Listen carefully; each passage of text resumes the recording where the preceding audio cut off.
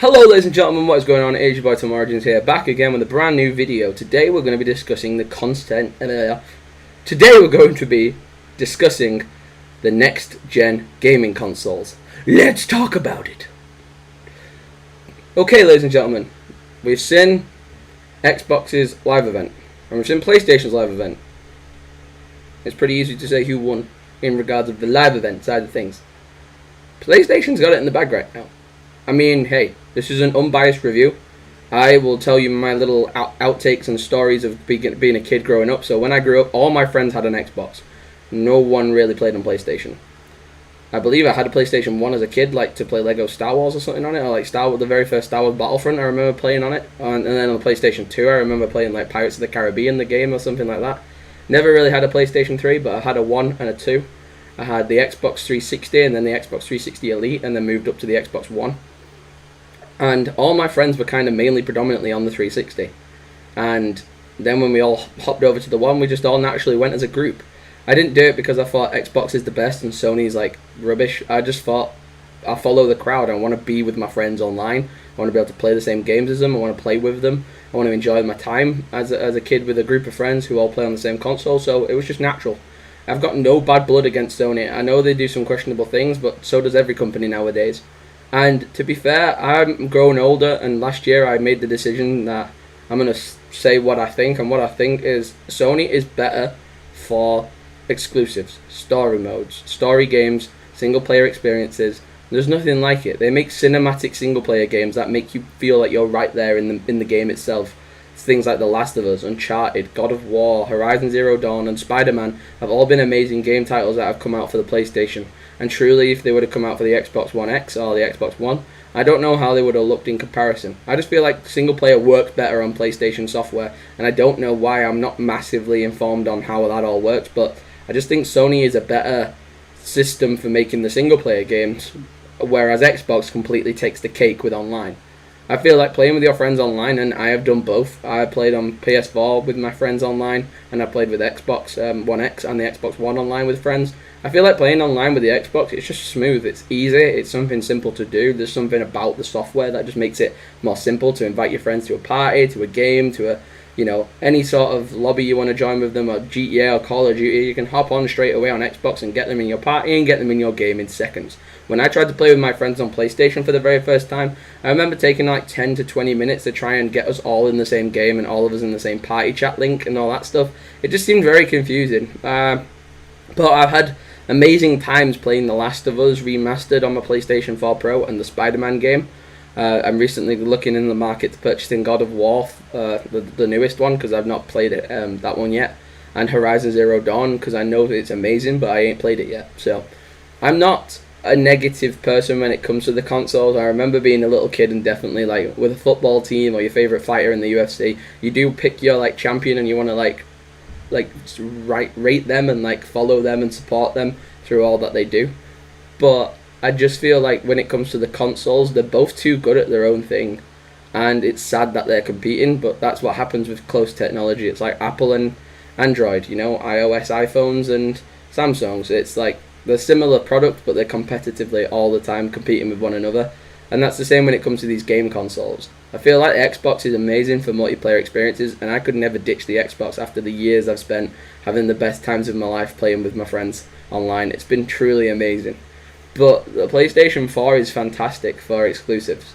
And I'm sure the PlayStation 5, from what I've seen so far, they're going to have some fantastic single-player exclusive games, but I could never have anything that would make me completely abandon ship. I feel like I can't just put all my cards onto one team and say they're the best, because I don't think that's true. I feel like one is better than some things and the other one's better at others. PlayStation are the fantastic gods of making single-player games.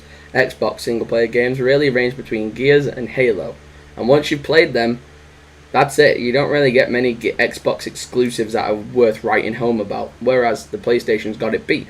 But for online terms of service, online playability, the ease for playing online with your friends and things like that, I feel like Xbox wins massively, hands down. So last year I made the decision to get a PS4 Pro, and I partnered that up with my Xbox X, and I love it. I love them both. They both work fantastically.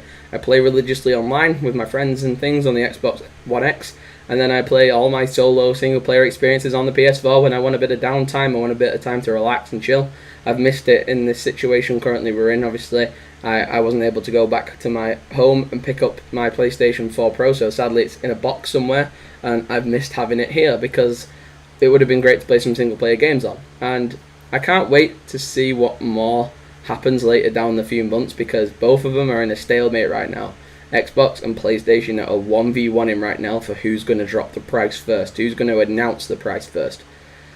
And I feel like that's what's going to take the cake for a lot of people. I feel like maybe if the PlayStation comes out and it's like 700, which a lot of people have been speculating, but I don't know if it's true or not, and the Xbox drops at like 400 or 500, I feel like it's going to win by a landslide, basically just because who wants to shove £700 at a machine?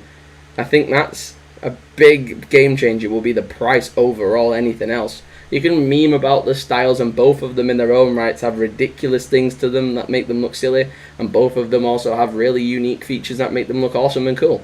I don't feel like the white, bold, striking colours of the PlayStation, unless they come out with like a cool black variant, I don't think I could put that in my bedroom, because everything at the minute that I'm literally sat in front of right now in my setup is black. My webcam, my monitor, my microphone, my keyboard, my Xbox, my laptops, my monitors and everything, they're all black. So I think like a bold, white, crystal clean PS5 would look really strange in the middle of all that. So unless they come out with like a black variant, I don't know if I'll actually buy a PS5 at the minute.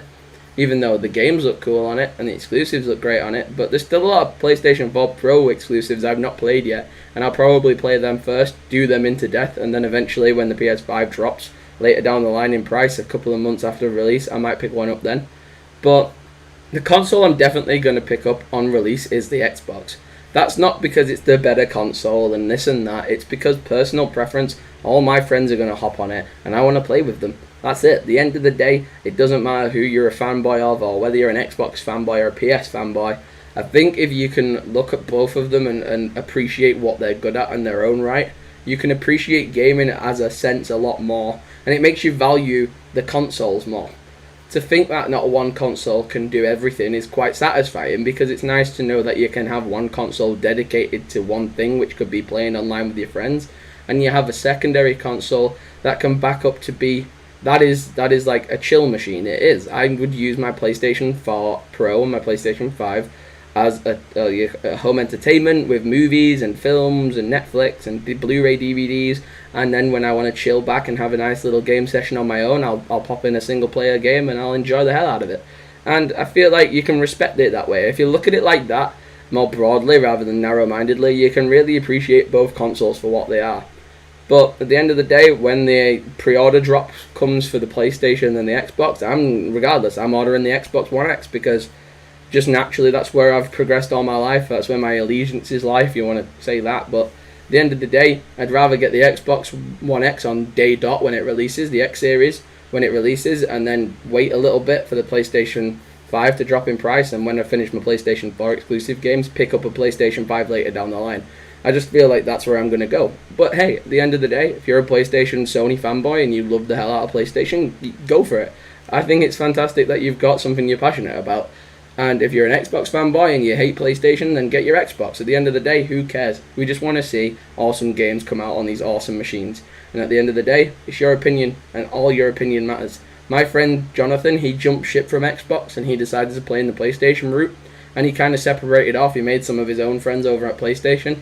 And we don't give him like crap for it or anything. He's like still over there enjoying himself while we're on Xbox enjoying ourselves. Like, I played on Xbox the other night with friends that I've been like with since I was 6 or 7. Like maybe even younger than that for some of them. I play on this Xbox with my friends from years ago, and it's those memories that make the Xbox what I love. And that's something you can't put in the machine. That's something you put in yourself. So at the end of the day, both of them look fantastic. Both of them will be fantastic. But it's your personal preference which is going to set them apart. So buy the one that you feel most happy about, and let me know your thoughts and comments down below. Like, comment, and subscribe. I'll see you guys soon. And if you want to check out any of my social media links, like my Twitch or my Instagram or Twitter, all of them are down below in the description. Peace.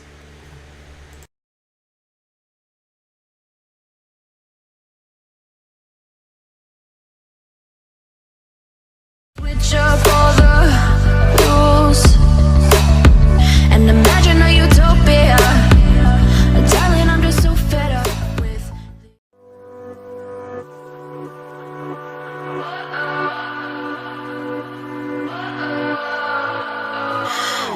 does perfect even